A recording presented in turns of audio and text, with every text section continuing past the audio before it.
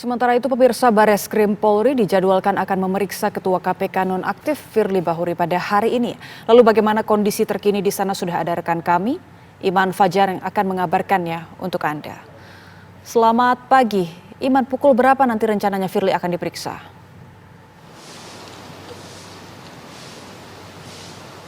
Baik, selamat pagi Ebony dan juga pemirsa. Memang benar hari ini rencananya Firly Bahuri akan diperiksa atas kapasitasnya sebagai tersangka dalam kasus dugaan pemerasan terhadap mantan Menteri Pertanian Syahrul Yassin Limpo. Dan adapun rencana dari pemeriksaan Firly Bahuri ini, pemirsa, direncanakan dilaksanakan pada pukul 9 pagi nanti bertempat di Direktorat Tindak Pidana Korupsi Bareskrim Polri. Hal ini juga telah dikonfirmasi oleh Direskrim Sus Polda Metro Jaya, Kombes Ade Safri Simanjuntak, yang menyatakan bahwa penasihat hukum dari Firly Bahuri telah mengkonfirmasi bahwa Firly Bahuri akan menghadiri panggilan dari kepolisian pada pukul 9 pagi nanti.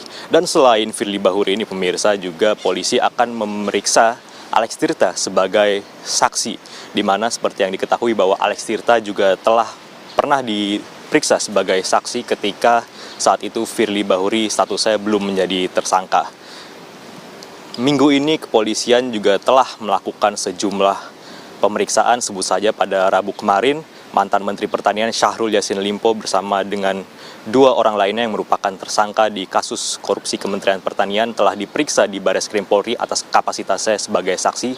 Kemudian Kamis kemarin juga polisi telah memeriksa sejumlah saksi di Polda Metro Jaya dan juga Bareskrim Polri, di mana salah satunya merupakan ex-pimpinan KPK yakni Saud Sitomorang. Dan hari ini, pemirsa, adalah waktunya bagi Firly Bahuri diperiksa dalam kapasitasnya sebagai tersangka dan juga Alex Tirta sebagai saksi.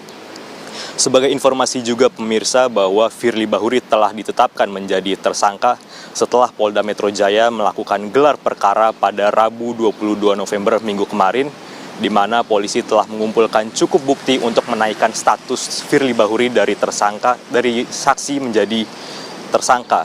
Dan dengan penetapan Firly menjadi tersangka ini, pemirsa, maka Firly terancam dijerat dengan pasal berlapis, yakni pasal 12E kecil atau pasal 12B besar atau pasal 11 Undang-Undang Nomor 31 Tahun 1999 tentang pemberantasan tindak pidana korupsi, di mana di sini Firly Bahuri diduga melakukan tindak pidana korupsi berupa pemerasan atau gratifikasi atau suap dalam penanganan kasus korupsi di lingkungan Kementerian Pertanian pada periode waktu tahun 2020 hingga 2023. Dan adapun ancaman hukuman yang dihadapi oleh Firly Bahuri, pemirsa, paling beratnya adalah ancaman penjara seumur hidup sebagaimana diatur dalam pasal 12B ayat 2. Saat ini Firly sudah tidak lagi menjabat sebagai Ketua KPK setelah Presiden Joko Widodo menunjuk Nawawi Pemulango untuk menjadi Ketua sementara KPK saat ini. Kita akan menantikan bagaimana jalannya pemeriksaan Firly Bahuri sebagai tersangka pada hari ini. Apakah nantinya Firly ditahan atau tidak, akan kita kabarkan kepada Anda, pemirsa. Demikian Ebony, laporan kami dari Bareskrim, kembali ke studio. Baik, terima kasih Iman Fajar atas laporan Anda langsung dari Bareskrim Mabes Polri. Pemirsa, status tersangka Ketua Komisi Pemberantasan Korupsi Firly Bahuri dalam kasus dugaan pemerasan terhadap mantan Menteri Pertanian Syahrul Yassin Limpo memantik tanggapan sejumlah pihak. Pakar Hukum Tata Negara Zainal Arifin Muchtar menilai penetapan tersangka Firly otomatis membuat Ketua KPK itu diberhentikan sementara.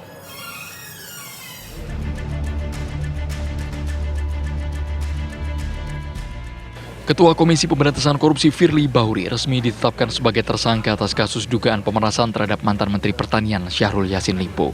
Penetapan tersangka Firly justru memantik tanya karena hingga kini Firly masih menjabat dan tidak ada upaya penahanan. Pakar Hukum Tata Negara Zainal Arifin Muchtar menilai penetapan tersangka Firly otomatis membuat Ketua KPK itu diberhentikan sementara seharusnya. Saya kira kan yang pertama, kalau kita baca Undang-Undang KPK,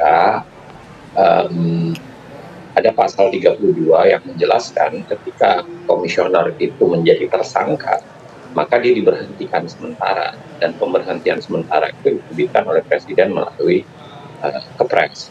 Nah, artinya yang dibutuhkan sebenarnya begini, secara langsung seorang Firly Bahuri ketika dia tersangka sebenarnya dia sudah berhenti secara sementara. Yang dimaksud Presiden menerbitkan Kepres itu adalah proses administrasinya atau pengumumannya sebenarnya. Sementara mantan Ketua KPK Abraham Samad menilai dugaan pemerasan yang dilakukan Firly mencoreng lembaga anti rasuah tersebut. Abraham juga menyatakan pihak yang mengklaim bahwa penetapan tersangka Firly adalah serangan balik atau kriminalisasi ke Firly sesungguhnya sangatlah tidak tepat. Bahwa salah satu kejahatan yang paling berat yang masuk di dalam kategori dana korupsi adalah pemerasan. Oleh karena itu, kejahatan yang dilakukan Firly ini adalah kejahatan yang luar biasa, kejahatan korupsi yang luar biasa.